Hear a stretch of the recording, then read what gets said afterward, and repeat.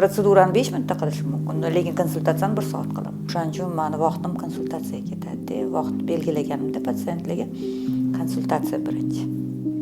Chunki ular o'zini zaprosi bilan keladi. Menga mana bunaqa bering deyshadi. Keldi patsient sizga.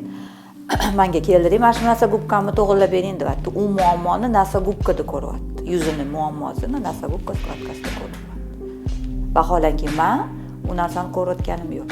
Men o'zim professional ko'rinishda qarashda qarayman и boshqa joylarini korreksiya qilishni bilib turibman. O'sha narsani men u patsientga tushuntirib berishim kerak.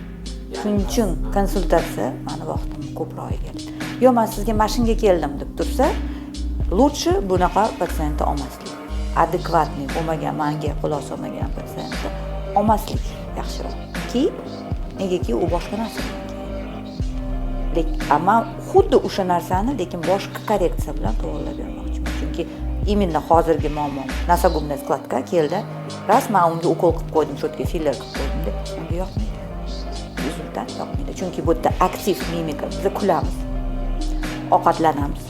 Nima qiladi? Mishta постоянно ishlayveradi bu yerda. Ishlagandan keyin qilgan muolajam yo u yoqqa, yo bu yoqqa ketib qolishi mumkin.